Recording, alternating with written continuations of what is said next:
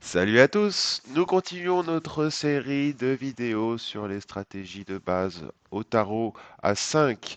Cette fois-ci en nous penchant sur les stratégies en défense.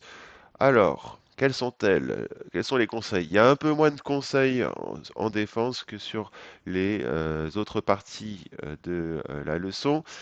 Alors, premier point, démasquer l'appelé. Il faut savoir que lorsqu'on est en défense au tarot à 5, la priorité absolue est de démasquer le partenaire du preneur pour savoir où charger les points et le petit. Donc, c'est dans l'intérêt de la défense de jouer la couleur qui a été appelée.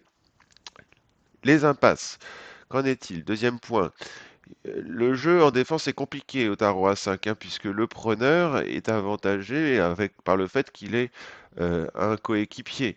Donc il faut être audacieux au tarot à 5 quand on est en défense. Donc pour gagner ou perdre le moins possible, il faut prendre des risques. Ainsi, faire l'impasse au roi si le preneur attaque cette couleur peut s'avérer payant, surtout s'il est maître de la dame et que votre roi est second. Donc je traduis, si vous avez le roi en main et que le preneur ouvre à cœur, eh ben, ne jouez pas forcément tout de suite le roi, attendez le deuxième tour pour essayer de remporter quelques points si le preneur ou l'appelé a la reine ou le cavalier ou le valet.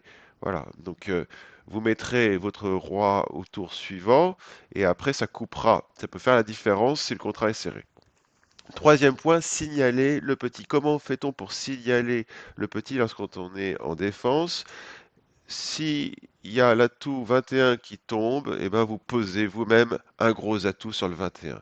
Cela indique que vous êtes possesseur du petit et il donne le signal à la défense de le sauver.